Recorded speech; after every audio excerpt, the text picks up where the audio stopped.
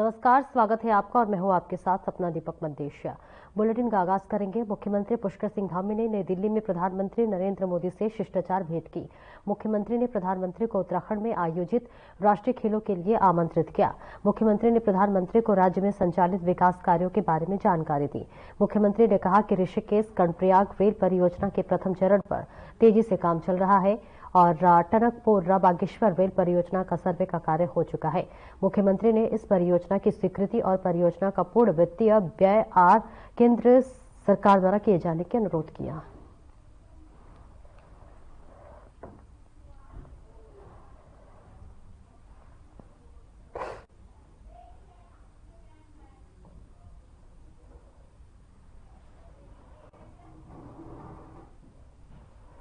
और खबरों में आगे बढ़ेंगे, लेकिन उससे पहले देहरादून से इस वक्त बड़ी जानकारी दे रहे हैं, जहां पर कांग्रेस स्टार प्रचारकों की लिस्ट जारी हो चुकी है। निकाय चुनाव को लेकर कांग्रेस ने जारी की सूची।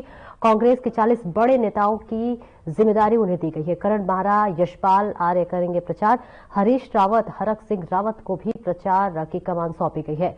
सभी बड़े नेताओं को सूची में किया गया है शामिल। पार्टी के लिए स्टार प्रचारकों के रूप में करेंगे काम। तो ये बड़ी जानकारी आपको देहरादून से दे रहे हैं, जहां पर कांग्रेस ने भी अपने 40 बड़े नेताओं की सूची जारी कर दी, जिसमें 40 बड़े नेताओं को ये जिम्मेदारी दी गई है। हरीश रावत, हरक सिंह रावत को भी बड़ी और महत्वपूर्ण जानकारी दी गई है, जहां पर अब कांग्रेस ने जो उनके स्टार प्रचारक है उनकी सूची जारी कर दी है। तमाम वो महत्वपूर्ण नाम है इसमें, जो कि पूरे चुनाव प्रचार की प्रक्रिया को संभालेंगे और उसका कमान। देखिए, इस बीच तस्वीरें भी आ गई है, जहां उन तमाम 40 स्टार प्रचारकों के नाम दिए हैं, जो कि अब इस चुनावी मैदान में ताल ठोकते हुए नजर आएंगे। और पूरा माहौल वो इस वक्त तेज हो चुका है। आपको बता दें, बीजेपी ने पहले ही अपनी लिस्ट जारी कर दी थी और इस बीच कांग्रेस ने अपने 40 स्टार प्रचारकों की सूची जारी कर दी और इन 40 नेताओं को अब महत्वपूर्ण जिम्मेदारी दी गई है और इसी के साथ साथ अब चुनाव की प्रचार करते हुए नजर आएंगे। वहीं हरिद्वार से एक नाबालिग हॉकी खिलाड़ी संग रेप का मामला सामने आया है, जहां पर हॉकी खिलाड़ी ने अपने कोच पर रेप का आरोप लगाया है। आपको बता दें कि इस मामले में कोच को गिरफ्तार कर जेल भेज दिया गया है। वहीं इसके बाद प्रदेश की खेल मंत्री रेखा आर्य नाबालिग लड़की से मिलने पहुंची। इस मौके पर खेल मंत्री रेखा आर्य ने कहा कि बच्ची और उसके अभिभावकों से मुलाकात हुई है और उस कोच के खिलाफ विभाग की तरफ से कड़ा एक्शन लिया गया है। इसकी नियुक्ति को निरस्त कर दिया गया है। फिलहाल कोच से संबंधित सभी दस्तावेज निरस्त करने के लिए पत्र भेजा गया है।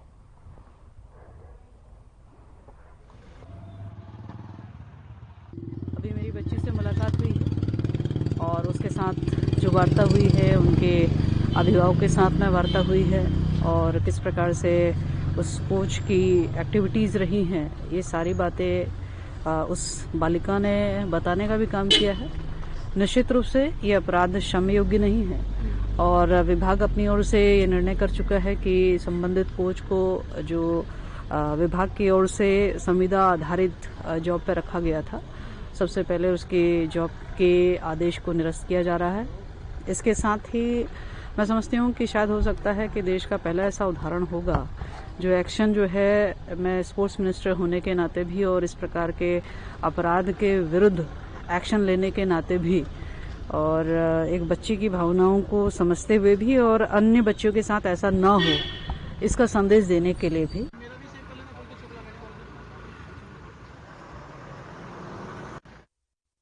देहरादून में 1 जनवरी 2025 के आधार पर देश भर के लिए भारत निर्वाचन आयोग ने नई मतदाता सूची जारी कर दी है। आपको बताते चले कि इसमें कुल 84,29,459 मतदाता शामिल किए गए हैं, जिसमें से 43,64,667 पुरुष, 40,64,000 महिला शामिल है। इसके अलावा प्रदेश में सचिव मतदाताओं की संख्या वो भी ज्यादा है। और अगर बात कर ले, अपर मुख्य निर्वाचन अधिकारी विजय कुमार राव ने इस बात की जानकारी विस्तार से दी है।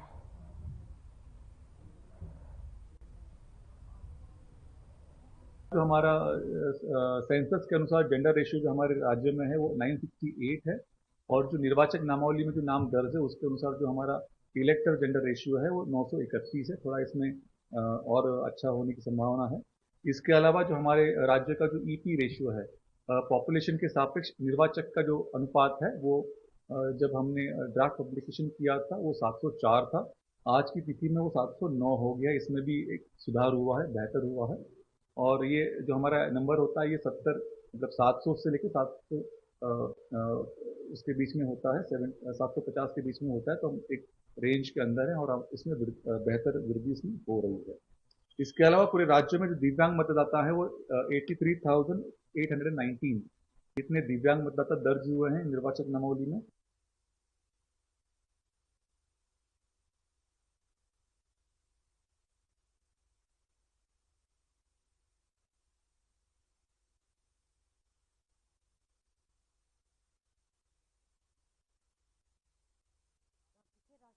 आयोजन के देश शुभंकर लोगों सी और टैग लाइन आदि की कैंटरों के माध्यम से व्यापक प्रचार प्रसार के लिए चमोली में जिला अधिकारी और इसी के साथ साथ संदीप तिवारी ने 6 जनवरी को प्रमोशनल वैन का जिला कार्यालय गोपेश्वर चमाली से हरी झंडी दिखाकर शुभारंभ किया है। राष्ट्रीय खेल का शुभंकर स्कट मौली प्रचार वाहन द्वारा की गई है, जहां पर 6 से 8 जनवरी तक जिले में सभी ब्लॉक प्रमुख शहर और दूरस्थ ग्रामीण क्षेत्रों में घूमकर लोगों को राष्ट्रीय खेलों से जुड़ने के लिए प्रेरित किया जाएगा। जिलाधिकारी ने इसकी जानकारी दी है।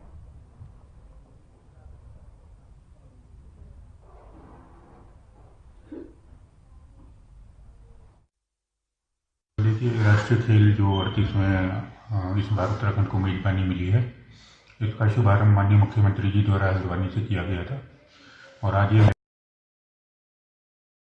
गोपेश्वर से अभी जोशीमठ और अन्य तहसीलों में जाएगी और इसके साथ राष्ट्रीय खेलों का मैस्कट मौली भी साथ में है। तो इससे प्रचार प्रसार अच्छा होगा राष्ट्रीय खेलों का। और 9 तारीख को गोपेश्वर पुलिस लाइन में एक कार्यक्रम आयोजित किया जाएगा जिसमें पांडवास शो भी होना है, जिसकी तैयारी शासन द्वारा करवाने के लिए निर्देशित किया गया था और राज्य निर्वाचन आयोग से भी उसकी अनुमति ले ली गई है। और मैं समझता हूं कि एक बड़ा गर्व का विषय है कि उत्तराखंड को मेजबानी मिली है।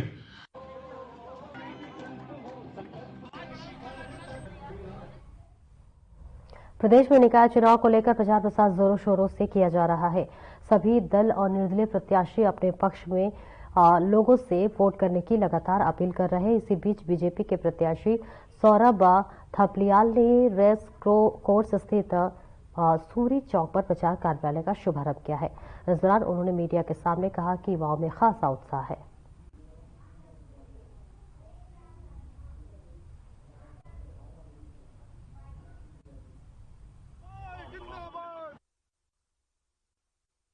आप स्वतः देख सकते हैं भारतीय जनता पार्टी के जहां जहां पे कार्यालय खुल रहे हैं, जहां जहां जनसंपर्क हो रहे हैं, बहुत बड़ी संख्या है। मातृ शक्ति बहुत बड़ी संख्या में, युवा शक्ति बहुत बड़ी संख्या में, हमारे वरिष्ठ जन बढ़ चढ़कर भारतीय जनता पार्टी के सहयोग में और बहुत अच्छा उसका स्वागत कर रहे हैं। जनसंपर्क है तो उसमें साथ आ रहे हैं। कार्यालय तो उनका उद्घाटन बहुत बड़ी संख्या में हो रहा है।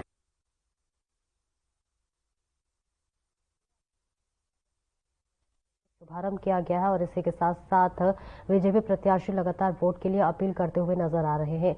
तस्वीरें आपको देहरादून से दिखा रहे हैं, जहां पर देखिए चुनाव की जो सरगर्मियां है वो तेज हो चुकी है। चुनाव प्रचार कार्यालय का यहां पर बीजेपी की तरफ से शुरुआत की गई है, जहां पर अब प्रचार प्रसार में तेजी आएगी और इसी के साथ साथ तमाम महत्वपूर्ण जिम्मेदारी भी तमाम को नेताओं को दिया गया है। फिलहाल रुकेंगे एक छोटे से ब्रेक के लिए, जल्द लौटते हैं।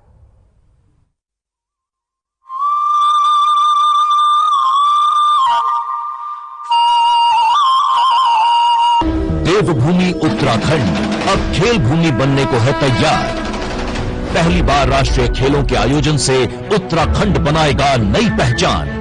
28 जनवरी से 14 फरवरी 2025 तक आयोजित होने वाले नेशनल गेम्स की तेजस्विनी मशाल और शुभंकर मौली देश भर के खेल प्रेमियों को लुभा रहा है। इस ऐतिहासिक अवसर को सफल बनाने के लिए राज्य में खेलों का बेहतरीन इंफ्रास्ट्रक्चर तैयार किया गया है, जहां प्रदेश के खिलाड़ी जमकर पसीना बहा रहे हैं। 38वें राष्ट्रीय खेलों में एथलेटिक्स, हॉकी, साइकिलिंग जैसे 35 से ज्यादा खेलों में देश भर के करीब 10,000 खिलाड़ी अपना हुनर दिखाएंगे। राष्ट्रीय खेलों के आयोजन से उत्तराखंड की खेल प्रतिभाओं को एक नया मंच मिलेगा।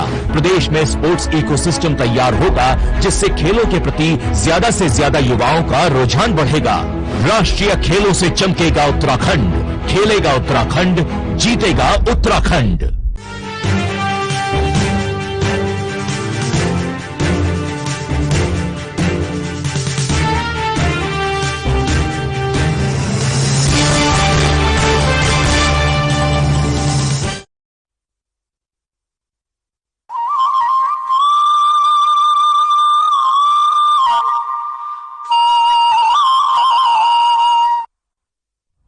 ब्रेक के बाद एक बार फिर से स्वागत है आपका। खबरों में आगे बढ़ेंगे। मुख्यमंत्री पुष्कर सिंह धामी ने नई दिल्ली में प्रधानमंत्री नरेंद्र मोदी से शिष्टाचार भेंट की है। मुख्यमंत्री ने प्रधानमंत्री को उत्तराखंड में आयोजित राष्ट्रीय खेलों के लिए आमंत्रित किया है और उन्होंने प्रधानमंत्री को मलारी की शॉल और नारायण आश्रम की प्रतिकृति भेंट की है, जहां पर मुख्यमंत्री पुष्कर सिंह धामी ने राज्य के विकास कार्यों की प्रधानमंत्री के नेतृत्व मार्गदर्शन सहयोग के लिए प्रदेश को जनता के आभार भी व्यक्त किया है। और वहीं सीएम धामी ने पीएम मोदी को राज्य में संचालित विकास कार्यों के बारे में जानकारी दी है।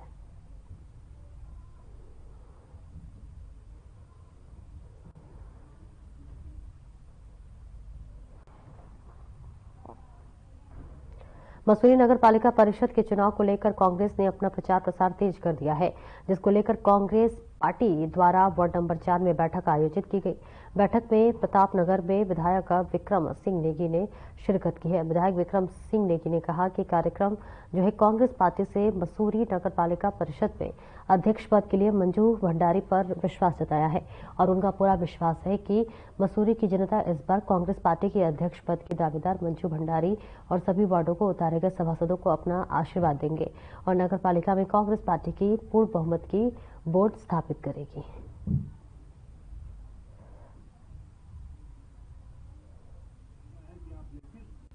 देखिए, जहां तक चुनाव का सवाल है, चुनाव जो अब धीरे धीरे रफ्तार पकड़ रहा है। अभी तक कोई भी पार्टी या कोई ऐसा नहीं है कि जो बहुत आगे बहुत पहुंच गई है। उसी कड़ी में आज 4 नंबर वार्ड में जहां से हमारे निवर्तमान सभासद प्रताप पवार चुनाव लड़ रहे हैं, आज यहां से कांग्रेस कार्यकर्ताओं की और मसूरी के मतदाताओं, सभी सम्मानित मतदाताओं की, सपोर्टरों की आज यहाँ पर बैठक हुई, जिसमें कि हमारी जो कांग्रेस की प्रत्याशी मंजू भंडारी हैं वो भी आज यहाँ पर थी। दर्शन रावत जो 7 नंबर से हैं वो भी यहाँ पर थे। और यहाँ से आज बिगुल उठ गया कि वुडी स्टॉक से आज तक कोई भी बाहरी व्यक्ति नहीं जीता है, चाहे वो भाजपा हो चाहे कोई निर्दलीय हो, आज तक नहीं जीता। कांग्रेस के ही 15 साल से वो जीतते आ रहे हैं, 20 साल भी कांग्रेस का रहा और आज भी कांग्रेस का परचम यहाँ से लहराएगा। ऐसा तो मैं नहीं कहूंगा कि इसमें तो अभिमान हो जाएगा, लेकिन फिर भी जिस हिसाब से मैंने जनता के काम किए हैं, 70% जनता मेरे साथ है और निश्चित तौर पर बीजेपी बना के भेजी।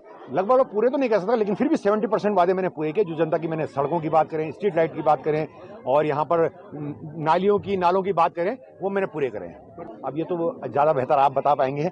मैं नहीं बोल पाऊंगा कि वो छोटा बेटा है हमारा और लड़ रहा है, ठीक है, उसको भी मैं शुभकामनाएं देता हूं, लेकिन ये तो अब निर्णय मीडिया ही करेगी और आपका जो शोध हो रहा होगा वो करेगा। कांग्रेस बहुत मजबूत स्थिति में इस समय है और आमने सामने की फाइट बीजेपी के साथ कांग्रेस की है। निर्दलीय को मैं इसलिए नहीं गिनता हूं कि या तो स्वयं प्रत्याशी होते। अब एक डमी कैंडिडेट आप बना के लाओगे और उस पर आप जो है बंदूक रखोगे कंधे पे, तो मुझे नहीं लगता कि जनता इतनी बेवकूफ है कि जो इस बात को नहीं समझ पाएगी।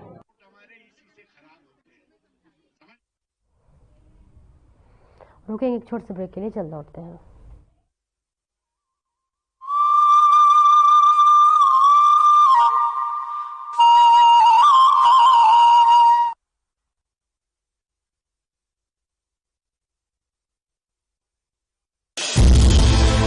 विंटर टूरिज्म का बेहतरीन केंद्र है उत्तराखंड। जहां नजर उठाएं प्राकृतिक सौंदर्य ही पाएं।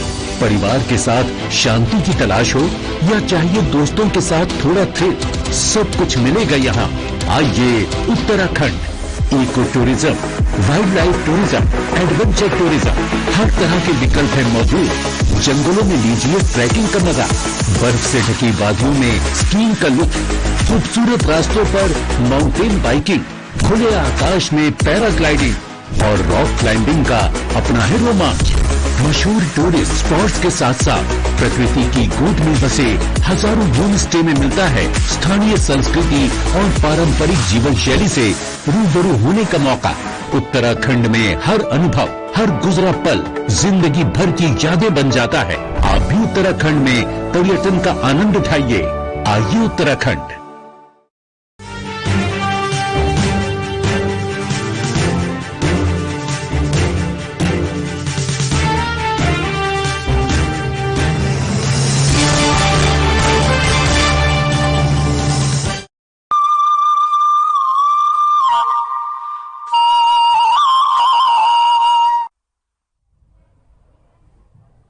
ब्रेक के बाद एक बार फिर से स्वागत है आपका। खबरों में आगे बढ़ेंगे। उत्तराखंड में नगर निकाय चुनाव के चलते कई नेता दल बदल कर रहे हैं। हाल ही में कांग्रेस के 3 बड़े नेताओं ने कांग्रेस का दामन छोड़कर बीजेपी का दामन थाम लिया, जिसके बाद कांग्रेस ऐसे नेताओं की भगौड़ा नेता कह रही है। और इसी के साथ साथ आपको बता दें कि एक परिवार ही एक पार्टी का चलाता है, ऐसे कार्यकर्ता पार्टी नहीं छोड़ेंगे तो और क्या करेंगे। इतना ही नहीं, बीजेपी के वरिष्ठ नेता सुरेश जोशी का कहना है कि कांग्रेस समापन सनातन विरोधी पार्टी है और सिर्फ सत्ता में आने का ख्वाब देख रही है। राज्य में कैसे लूटा जा सके और इसका प्लानिंग की जा रही है, इसलिए अब हालत ऐसे हो गए हैं कि कांग्रेस के साथ कोई नहीं रहना चाहता है।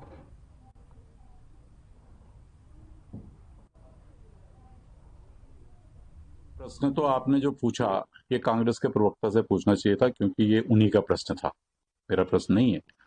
लेकिन एक राजनीतिक दल का कार्यकर्ता होने के नाते जो प्रदेश का मेरा अनुभव है, मैं इतना कह सकता हूं कि ये सब कुछ इसलिए हो रहा है कि उस दल के अंदर आज या तो एक परिवार उस दल को चलाने की कोशिश कर रहा है या कुछ गिने चुने लोग उस दल को कराने की कोशिश कर रहे हैं।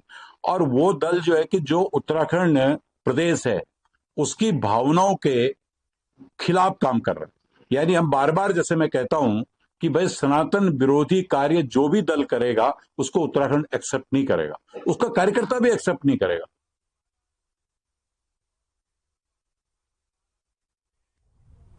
उत्तराखंड में 100 नगर निकायों में मतदान हो रहे हैं। आगामी 23 जनवरी की सभी निकायों के लिए वोटिंग होगी। निकाय में बीजेपी को बड़ी जीत हो, इसके लिए बीजेपी सभी पदाधिकारी और कार्यकर्ता पार्टी प्रत्याशियों के पक्ष में जनता से मतदान की अपील कर रहे हैं। बीजेपी के प्रदेश प्रवक्ता सुरेश जोशी ने कहा कि पार्टी के प्रदेश अध्यक्ष महेंद्र भट्ट और मुख्यमंत्री पुष्कर सिंह धामी सहित पार्टी के सभी पदाधिकारियों और कार्यकर्ताओं की चुनावी ड्यूटी लगाई गई है और इसी नेता पार्टी प्रत्याशियों के पक्ष में चुनाव प्रचार करेंगे।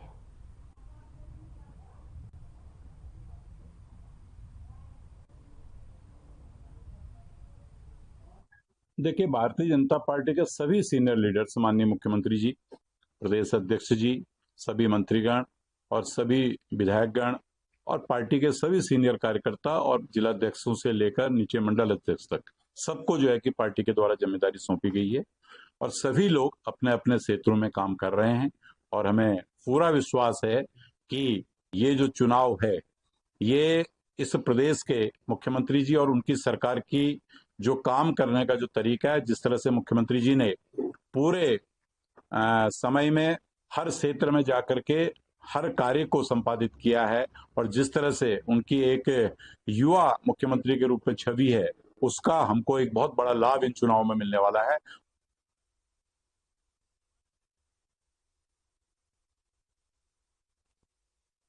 निकाय चुनाव में अपने अपने पक्ष में माहौल बनाने के लिए हर एक उम्मीदवार एड़ी चोटी का जोर लगा रहा है।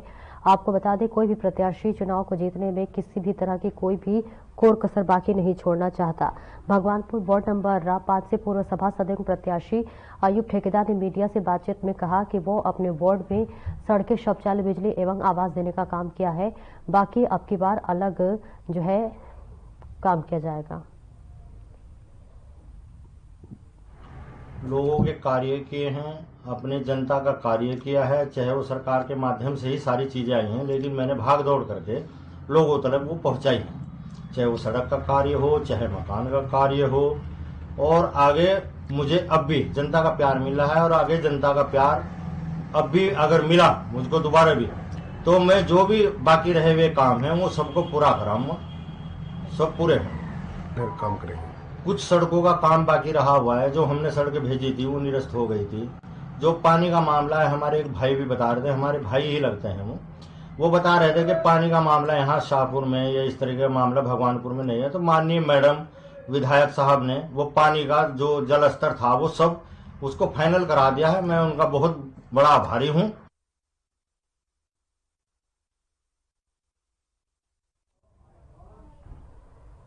एक छोटे से ब्रेक के लिए रुकेंगे, चल लौटते हैं।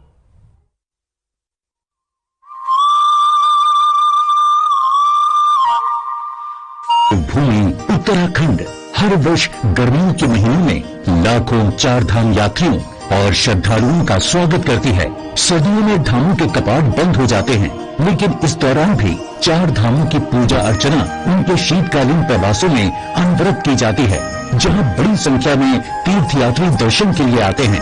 उखी मठ के ओंकारेश्वर मंदिर में बाबा केदारनाथ, पांडुकेश्वर के योगध्यान बद्री मंदिर में बद्री विशाल जी, खरसाली के यमुना मंदिर में मां यमुना और मुकबा के मुखी मठ मंदिर में मां गंगा का शीतकालीन प्रवास होता है। चार धाम के साथ साथ कार्तिक स्वामी, महासु देवता, मां हाट काली, जागेश्वर धाम, नैना देवी, कैची धाम सहित बहुत से धार्मिक पौराणिक महत्व के मंदिर हैं, जहां प्रतिवर्ष लाखों श्रद्धालु हर मौसम में शीश नवाने आते हैं। आइए आप भी इन सर्दियों में उत्तराखंड में आध्यात्म और पर्यटन का आनंद उठाइए।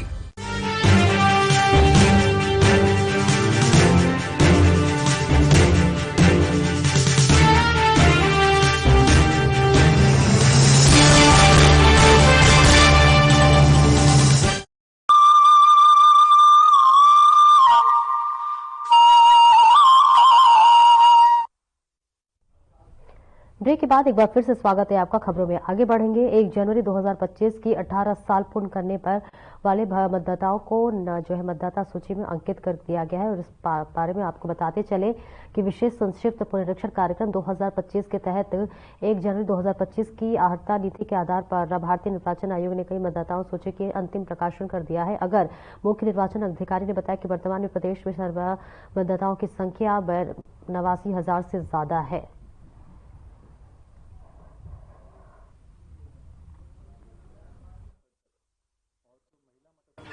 निर्वाचक नामावलियों के संबंध में 1 जनवरी 2025 की अर्हता तिथि के अनुसार आज जो है अंतिम प्रकाशन की कार्रवाई किया जा रहा है निर्वाचक नामावलियों का। इसके अनुसार हमारे पूरे राज्य में आज की तारीख में 84,29,469 मतदाता निर्वाचक नामावली में दर्ज हैं। इसमें जो पुरुष मतदाता हैं वो 43,64,667 और जो महिला मतदाता हैं वो 40,64,600 इस हिसाब से अभी तक दर्ज हुआ है। इसमें जो तृतीय जो थर्ड जेंडर मतदाता हैं वो 300।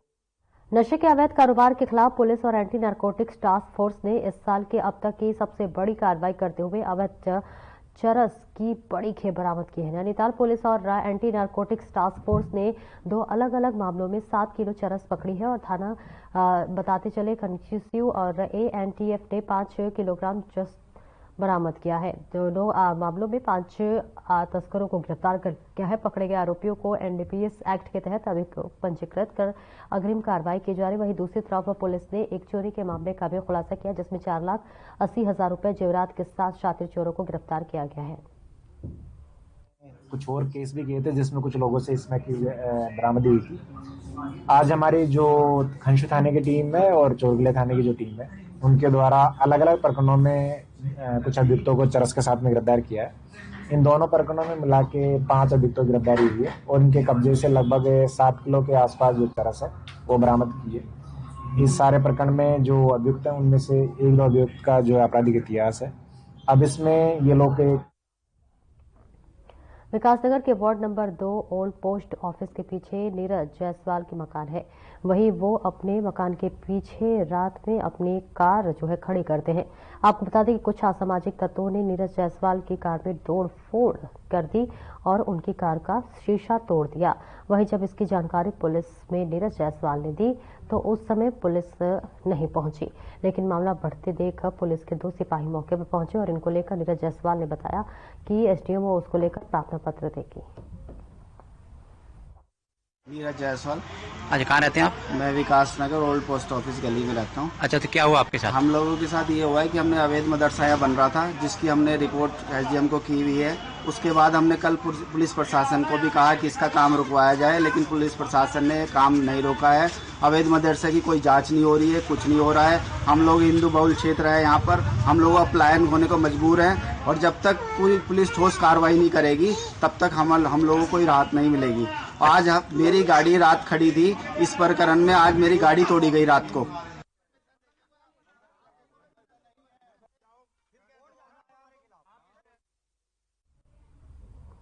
फिलहाल इस बुलेटिन में इतना ही। नमस्कार।